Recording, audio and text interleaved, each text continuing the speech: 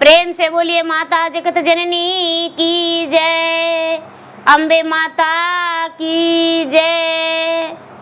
भाई एवं बंधु, मैं एक नवरात्रि व्रत की कथा सुनाने जा रही हूँ, जो 9 दिन की नवरात्रि होती है। 1 दिन का और 2 दिन और 3 दिन का पर्व में लोग कहते हैं कि 3 रात्रियाँ हैं, लेकिन ये नवरात्रि है। 9 दिन की पूजा होती है, माता दुर्गा की पूजा की जाती है। सभी लोग जो भी माता का कलश स्थापन करते हैं, पाठ करवाते हैं, तो घर में ब्राह्मण को बुला के माता दुर्गा का पाठ सुनते हैं, कथा सुनते हैं, अच्छे अच्छे भोजन बनाते हैं और लोगों में प्रसादी का रूप में भी बांटते हैं। तो चलिए बिना देर किए हुए मैं आपको कथा सुनाती हूँ। एक नगर में एक राजा थे और एक रानी। राजा रानी दोनों बड़े सुखी जीवन बिता रहे थे। उनका जीवन में कोई दुख नहीं था। धीरे धीरे समय बीतता जा रहा था। राजा का ब्याही जीवन कई वर्ष हो गया था, लेकिन उनका एक भी संतान नहीं था। राजा साहब से कितने लोग पीछे पीछे विवाहित हुए, 2 जोड़ी बने और उनका संतान जो है विवाह योग हो गया। यानी राजा का ब्याह का 20 से 25 वर्ष हो गया, लेकिन राजा का कोई संतान नहीं हुआ। तो दीदी, ये पुरानी बात नहीं है और नई बात भी नहीं है, ये तो परंपरा है। शादी का यदि 2 वर्ष हो जाता है तो लोग कहता है कि बाप रे, 2 साल हो गया उसका बेटा का ब्याह हुआ, अभी तक एको बेटा बेटी नहीं है। देखिए तो उनको तुरंत एगो पोता हो गया, 1 ही साल हुआ, देखिए 2 महीना के एगो बच्चा है। ये तो परंपरा है। दीदी, सब लोग जो हैं राजा साहब को ताना देने लगे। राजा साहब को सब लोग बांझ कहने लगे, निर्वंश कहने लगे। राजा साहब कितना हो संतान नहीं था, लेकिन कोई पूजा पाठ नहीं करते थे। राजा का मन में यही लगता था कि पत्थर का पूजा करने से क्या होगा। राजा के एक दासी थी। राजा के घर में एक दासी थी। दासी जो थी वो बहुत भगवान के सच्चे भक्त थी। भगवान के भक्ति में वो कोई कमी नहीं करती थी। जब नवरात्र आता था तो 9 दिन का छुट्टी ले लेती थी। राजा साहब पूरे 1 महीना का पैसा उसको काट लेते थे। फिर भी वो दासी नौकरानी कुछ नहीं बोलती थी। धीरे धीरे समय व्यतीत हो रहा था। जब राजा को पूरे गांव प्लान बनाए कि भाई राजा को राजा नहीं रखेंगे, राजा तो निपुत हैं, निसंतान हैं, वैसा राजा कैसे राजा रह सकता है। नहीं, राजा को हम देश निकाला, आदेश हम लोग सब मिलकर दे दीजिए। जैसे हम सब लोग मिलकर राजा को राजा बनाए हैं, उसी तरह राजा को सब मिलकर हम लोग देश निकाला का आदेश दे देंगे सब मिलकर। ये बात दो जो बेचारी दाई थी, दाई दूसरे घर के थी, थोड़ा दूर उसका घर पड़ता था। आ रही थी तो उसका कानों में गूंजा, बात को जानकारी हुआ। राजा के पास बात रखी। राजा के पास बात रखी तो राजा मन ही मन सोचते हैं कि एक संतान बिना आज हम घर से बाहर हो जाएंगे।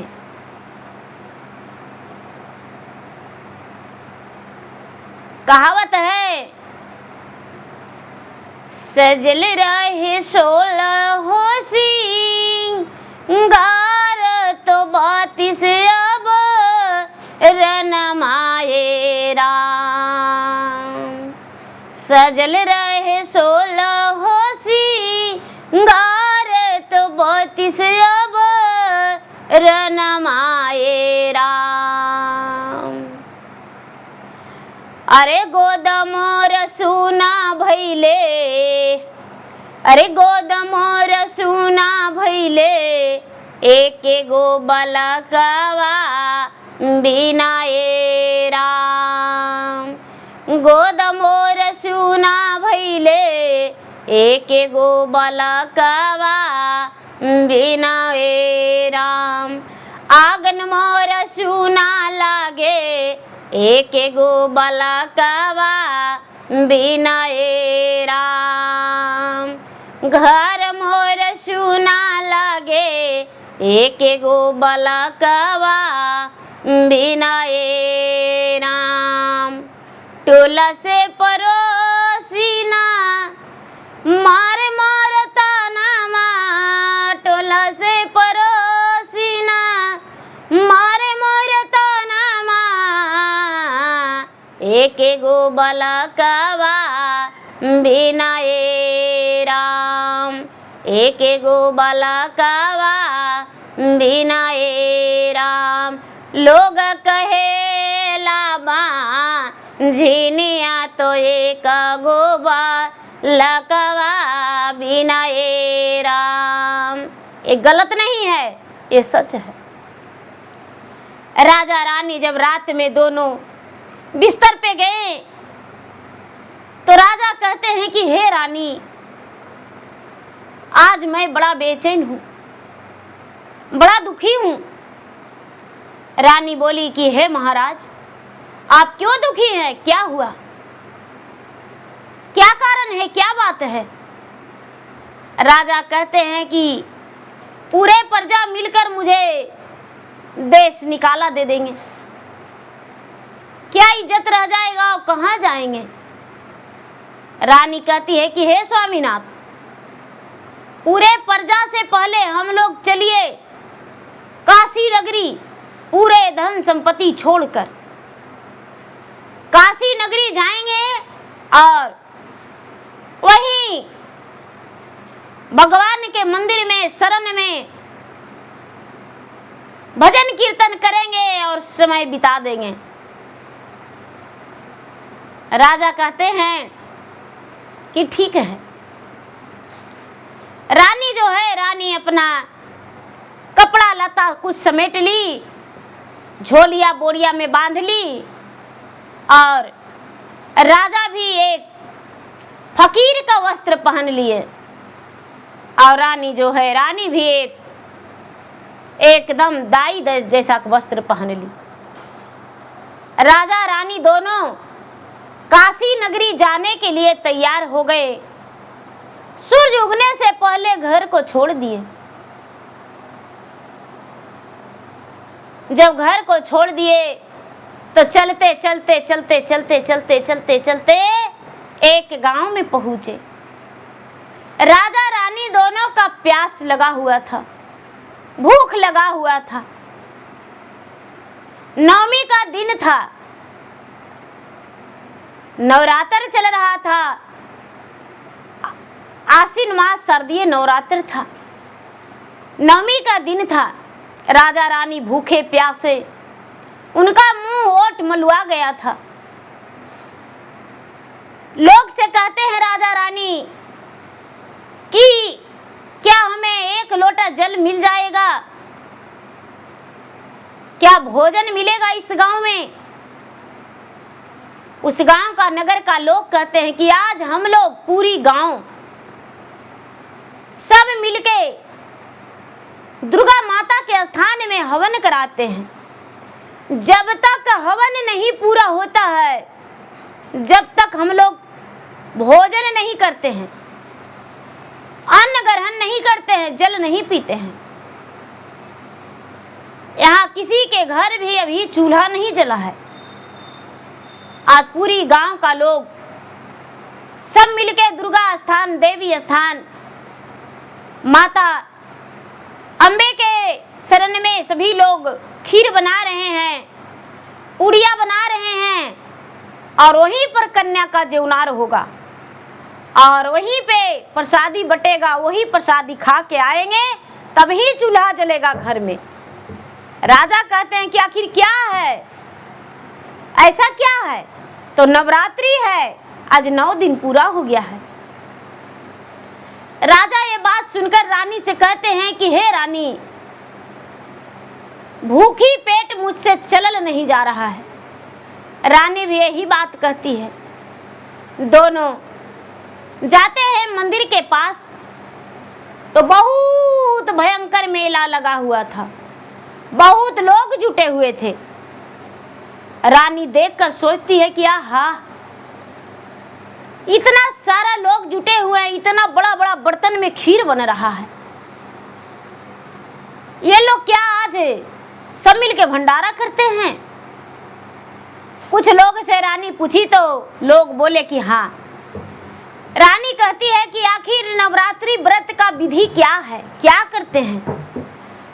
सभी लोग बोले कि देखिए रानी, हम लोग बिना लालच के माता का हम नवरात्रि व्रत करते हैं। माता अपने मन से सब कुछ पूरा कर देते हैं, घर में अन्न धन संतान सब सुख माता दे देते हैं। रानी ये बात सुनकर राजा के कानों में फुसफुसाई।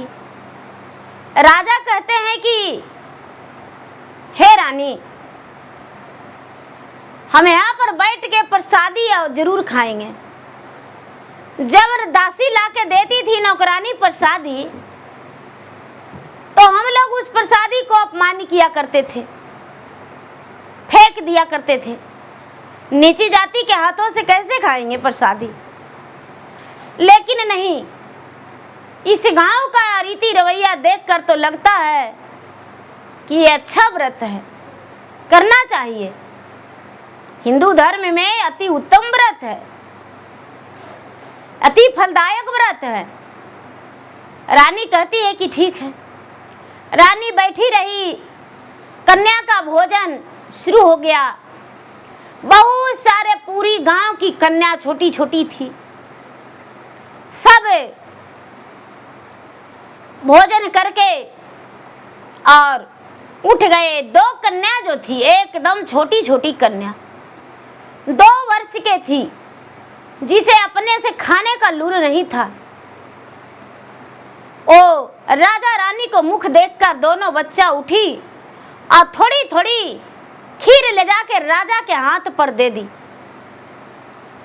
वहां सैकड़ों लड़कियां से ज्यादा थी, कन्या थी, लेकिन 2 कन्या, वो भी जो कन्या खा ली थी और बचा हुआ खीर राजा को हाथ पर ले जाके दे दी।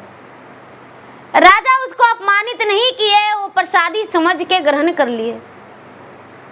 रानी भी खा गई। माता दुर्गा के सामने हाथ जोड़ के रानी कहती है कि हे माता जगत जननी, आप तो जगत्तर की रानी हैं, पूरे जग की रखवाली करते हैं। हे माता जगदम्बे, यदि मुझे संतान हो जाएगा तो हम आपके शरण में एक पुत्र का बलि दे देंगे। आपका शरण में हम एक पुत्र का बलि दे देंगे, बड़ा पुत्र का। उसके बाद ही मेरा जो रहेगा वो मेरा रहेगा। 8वीं के दिन सब तो केला और नारियल काटते हैं, कोई ईख काटते हैं, लेकिन हम अपना पुत्र का बलि देंगे। माता, अब हम नगर छोड़कर नहीं जाएंगे, हम अपने नगर लौट रहे हैं। रानी जो है, रानी नगर को लौट गई, मन ही मन ऐसा शपथ रख ली। रानी जब लौट गई तो अपना घर में जाके और भगवान के भक्ति करना शुरू कर दी। धीरे धीरे समय बीतता चला गया। कुछ दिन बीता तो रानी का मन अचर पचर लगने लगा, खट्टा खाने का मन करने लगा, सब्जी का खुशबू अच्छा नहीं लगने लगा, और उसे लगता है कि ये नहीं खाएंगे, वो नहीं खाएंगे। राजा से बोली रानी की, राजा साहब, पहले तो मेरा ऐसा नहीं लगता था, लेकिन पता नहीं क्यों मुझे खट्टा खाने का मन करता है। और भात बनाते हैं तो उसका खुशबू मुझे बिल्कुल पसंद नहीं है, सब्जी का खुशबू पसंद नहीं है। राजा कहते हैं डॉक्टर के पास चलिए। रानी कहती है कि नहीं, मेरे घर जो नौकरानी है वो तो बूढ़ी है, उम्र हो चुका है उसका, उससे बात करते हैं। नौकरानी से बताने पर नौकरानी बोली कि हे रानी साहब, किसी से मत कहिएगा, आप माँ बनने वाले हैं, बड़े सौभाग्य की बात है। देखिए रानी साहब, हम पूजा पाठ करते थे तो आप कितना हंसते थे, आप पूजा पाठ जब करने लगे तो देखिए भगवान आपका पुकार सुन लिए। रानी मुस्कुरा के और बोली कि हाँ बहन, ठीक ही कहती हो। धीरे धीरे धीरे धीरे धीरे धीरे समय बीतता चला गया। ठीक अष्टमी के दिन रानी का वो दृश्य, एक सुंदर पुत्र जन्म लिया। अष्टमी का दिन, सर्दीय नवरात्र आश्विन का महीना, शुक्ल पक्ष अष्टमी के दिन सुंदर पुत्र जन्म लिया। रानी माता से कहती है कि हे माता, आप मेरा पुकार सुन लिए हैं, अष्टमी के दिन मेरा पुत्र जन्म लिया है। इस बार तो ऐसा अवस्था में हम नवरात्र कर नहीं पाए, लेकिन जब समय आएगा तब हम नवमी व्रत जरूर करेंगे, हम कलश स्थापना जरूर करेंगे, दुर्गा पाठ जरूर करवाएंगे। बच्चा बड़ा सुंदर, बड़ा भाग्यशाली था। धीरे धीरे समय बीतता चला गया। राजा छठी वही सब करवा दिए, बच्चा बड़ा होने लगा। बड़ा होते होते फिर से आश्विन का महीना आ गया। राजा रानी दोनों कलश स्थापन किए और घर में ब्राह्मण को बुलाकर राजा रानी दोनों पूरे 9 दिन लगातार फल पे रहे और अष्टमी व्रत पूरा किए, नवरात्र पूरा किए, हवन पूजा कन्या भोजन सब कुछ करवाएं। अब राजा के घर में कोई दुख नहीं, राजा को कोई भी उंगली नहीं उठाने लगा। धीरे धीरे समय बीता। रानी कहती है कि राजा भगवान माता, एक ही पुत्र है तो बलि दे देंगे तो हम तो निसंतान कहला जाएंगे, और पुत्र होगा तब तो देंगे। बच्चा के 2 से 2.5 साल हुआ, रानी फिर से गर्भवती हो गई और रानी का वो दृश्य, फिर से पुत्र जन्म लिया। अब रानी सोचती है कि मेरा 2 बेटा हो गया, एक बेटा और हो जाता तो 2 को मेरे पास रहता और एगो के बलि दे देते। तो रानी का फिर से 1 पुत्र हो गया, 3 पुत्र हो गया। रानी राजा से कहती है कि हे स्वामीनाथ, हम अपना पुत्र को बलि चढ़ाने के लिए माता से गए हैं और बलि देंगे, हम अपने यहाँ तो बलि देंगे अपना पुत्र को माता की शरण में। हम माता से यही मन्नत किए थे कि माता मुझे पुत्र दीजिएगा तो 1 पुत्र का बलि देंगे। राजा कहते हैं कि छोटा बेटा बहुत छोटा है, बलि देने में ना समझ रहेगा, उसको कोई पता नहीं चलेगा, छोटा बेटा को बलि दे दीजिए। रानी कहती है कि नहीं स्वामीनाथ, ऐसा बात नहीं है,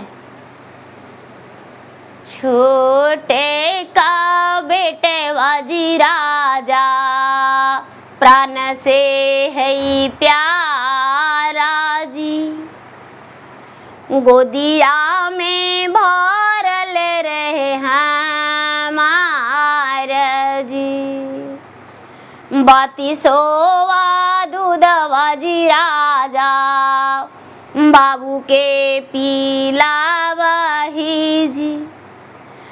अरे जब बलि देव सुना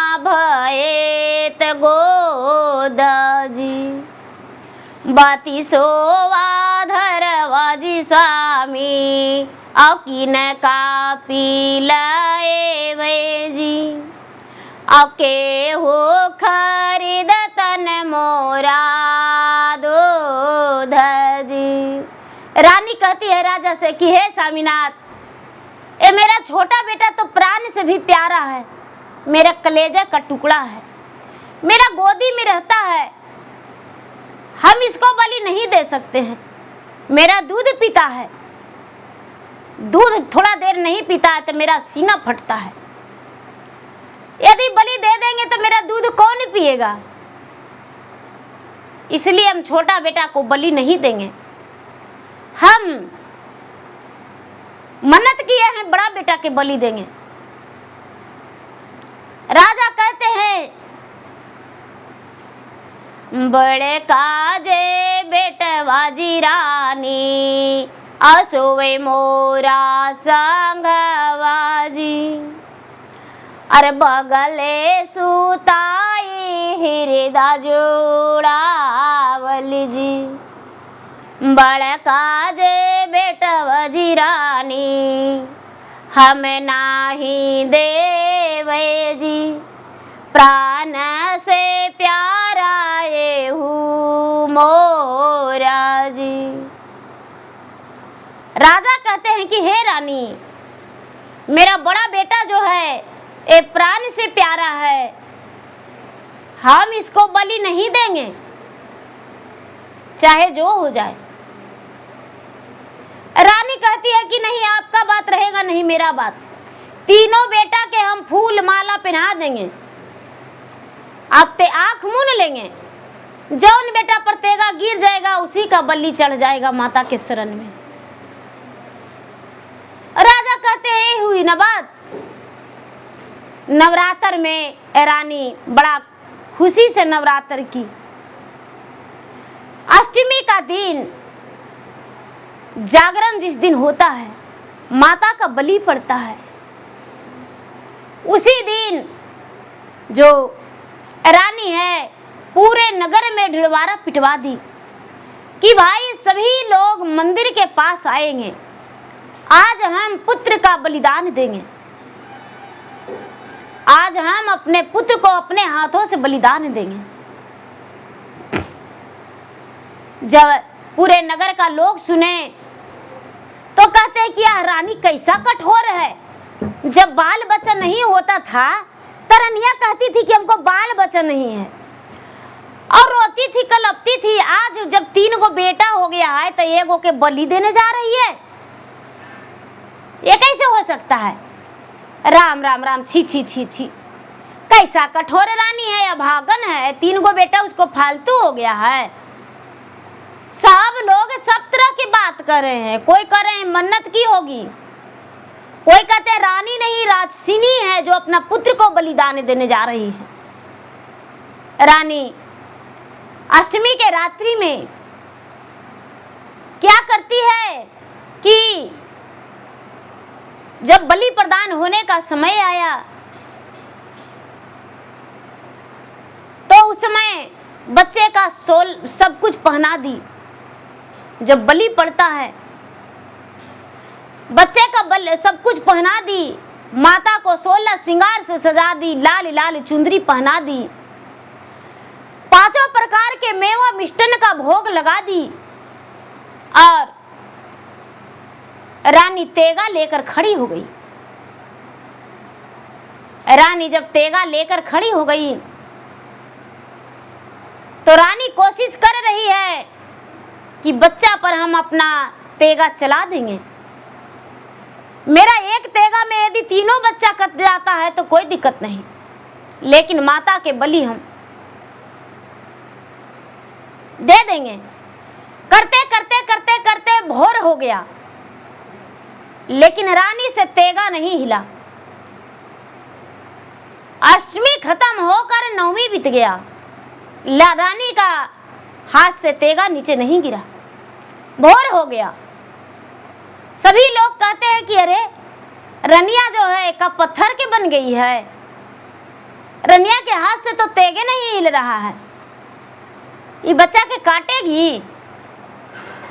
सभी लोग देख रहे हैं, किसी का आंख से आंसू गिर रहा है, कोई हंस रही है, कोई अलग अलग बातें कर रहे हैं, कोई आंख मुड़ लिए हैं कि अरे बाप, हम कटते नहीं देखेंगे, हमको डर लगता है। बाप रे बाप, रानी कैसी है जो अपना बच्चा के काट डालेगी। जब भोर हो गया, रानी जो है माता के सुमरन करके, सातों बहन देवी भैरव भैया के सुमरन करके, ब्रह्मा विष्णु महेश सबके सुमरन करती है और सुमरन करके तेगा चला देती है। तेगा जब चलाती है, तीनों बच्चा लाइन में खड़ा है। कोई बात नहीं, माता आज मुझे बलि देगी। माता साक्षात काली दुर्गा 9 देवी खड़ा हो गए। रानी का जो तेगा है माता के हाथ पर रुक गया। माता के हाथ पर रुक गया रानी का तेगा, और माता हाथ में लेकर रानी को कहते हैं कि आंखें खोलो, तेरा पुत्र का बलि हम स्वीकार किए। तूने पुत्र का बलि दे दी और मैं तुम्हारा पुत्र का बलि ले लिया हूं। इसीलिए पुत्र का बलिदान कोई भी भक्तजन नहीं गछेगा, नहीं कहेगा। एक नारियल भी बलि ही होता है, एक नारियल जो है वो भी बलि ही होता है। तो हे रानी, अपने पुत्र के हाथों से इसी मंदिर में नारियल फोड़वा दो, बलि स्वीकार है। हम पुत्र तुम्हें दिए हैं गोद में खेलने के लिए, नाम रोशन करने के लिए, बलि लेने के लिए नहीं। तुम्हारा पुत्र तुम्हारा रहेगा, बस जब तक तुम्हारा सांस चलेगा, शरीर में ताकत रहेगा, तब तक तुम मेरा शरण मत छोड़ना। जाओ जाओ, जियो, जुग जुग जिएगी, सुहागवती रहोगी, पुत्रवान रहोगी, तेरा घर में अन्न धन भरा रहेगा। माता का रूप देखकर सभी भक्तगण जितने खड़े थे सभी भावुक हो गए।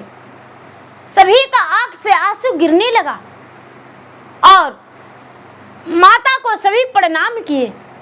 हे माता, आप तो सच जगत्तर के रानी कहलाते हैं। यदि राजा के पुत्र का आज बलि पड़ जाता तो पता नहीं क्या से क्या हो जाता, आज बहुत बड़ा अनर्थ हो जाता। हे माता, आप पुत्र बलिदान रोक दिए, वो बहुत अच्छा किए। राजा का पुत्र का बलि नहीं पड़ा। रानी जो थी माता के शरण में, माता के गोड़ पर गिर के माता में लिपट के रोने लगी। माता कहते हैं कि रोने का समय नहीं है, रोने का समय नहीं है, ये हंसने का समय है। जाओ खीर पूड़ी बनवाओ और कन्या का भोजन करवाओ, गरीबों में दान दो, तुम्हारा पुण्य मिलेगा। भूखे को अन्न, प्यासे को पानी, नंगम को चीर अवश्य देना। इतना कह के माता देवी फिर से अदृश्य हो गए। सभी लोग देखते के देखते रह गए। रानी अपने पुत्र को गले का हार सब उतार दी, फूल माला पहनाई हुई थी सब उतार दी। उतार के पुत्र को अपना सीने से लगा ली। राजा रानी दोनों बड़े प्रसन्न हुए कि आज माता जगत जननी सब कुछ पूरा कर दिए। सच में माता में शक्ति है। राजा दाई को बुलवाते हैं अपना घर और बुलवा के कहते हैं कि अरे तुम दाई नहीं, मेरे घर के सदस्य हो। तुम पहले भी समझा देती कि माता इतना निर्दयी नहीं है, माता सब कुछ देते हैं। आज मैं अपनी आंखों से देख लिया माता 3 संतान मुझे दिए, मैं बलि कहा था, लेकिन माता मेरे पुत्र को मेरे पास ही छोड़े। बस माता तो भाव का भूखा है, माता तो प्रेम का भूखा है। माता किसी लड्डू और पेड़ा और किसी जीव का भोग नहीं लेते हैं, माता प्रेम से प्रेम करते हैं। जो दासी थी, दासी बड़ी जल्दी से भोजन बनाई, खीर पूड़ी। राजा रानी दासी तीनों मिलके और कन्या का भोजन करवाएं, पूरा लोक का प्रसादी वितरण किए। सब लोग प्रसादी लेकर आनंदमय हो गए। राजा का गुणगान गाने लगे कि राजा कितनी अच्छी है, हम लोग कितनी बुरी थे कि राजा को कहते थे कि इस देश से, इस राज्य से निकाल देंगे, घर से निकाल देंगे। लेकिन राजा कितनी महान है, जिनका खाने का अन्न नहीं रहता है वो राजा दान कर देते हैं, पहनने का वस्त्र नहीं रहता है उसे भी राजा दे देते हैं। शादी ब्याह काज परोज में राजा रानी अपने आप को अभिमान नहीं करते हैं, राजा सबके घर जाते हैं और सबको राजा मदद करते हैं। कितना अच्छा लगता है। राजा का नाम सबको गुणगान गाने लगे। धीरे धीरे समय बीता, राजा का तीनों बेटा बड़ा हो गया। राजा तीनों बेटा को धीरे धीरे ब्याह कर दिए। राजा के घर में 3 बहुएं आ गई और 3 बहू आने पर राजा बड़े खुश हो गए। घर में राजा का पोता पोती से भर गया। जो नौकरानी थी हर साल राजा के साथ नवरात्रि व्रत करती थी और 9 दिन निराहार रहने का कोशिश करती थी। जो नौकरानी थी 9 दिन पूरा निराहार रहने का कोशिश करती थी और रह भी जाती थी। राजा तो बिना फल खाए नहीं रहते थे, लेकिन जो नौकरानी थी वो निराहार रहती थी। पूरे 9 दिन माता के शरण में वो अपना समय बिता देती थी। 9वीं के दिन हवन पूजा सब कुछ संपन्न करके और उसके बाद ही अन्न ग्रहण करते थे। तो गुरु भाई बहना, माताएं बहने, जो भी मेरे कथा कहानी सुन रहे हैं, 9वीं व्रत ऐसा है, नवरात्रि व्रत है। यदि कभी भी मंदिर नहीं जाते हैं, आपसे नहीं हो पाता है, तो अष्टमी के दिन जरूर जाइए,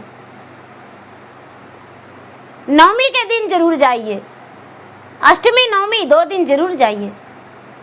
ये माता का महानता है। आपका जो भी मन चाहा भगवान फल प्रदान करेंगे, मन की मन्नतें पूरी करेंगे और माता श्रद्धा से भक्ति से जो भी आस लगा के जाते हैं सबको पूरा करते हैं। तो माताएं बहनें, मेरा वीडियो अच्छा लगे तो मेरा वीडियो का लाइक करें, शेयर करें। चैनल पर यदि नए हैं तो चैनल का सब्सक्राइब करें, बेल आइकन घंटी को दबाएं, जो कि मेरा वीडियो का नोटिफिकेशन सबसे पहले आपके पास जाए, आप मेरा वीडियो सुन सके। कमेंट बॉक्स में जय माता दी जरूर लिखें। धन्यवाद।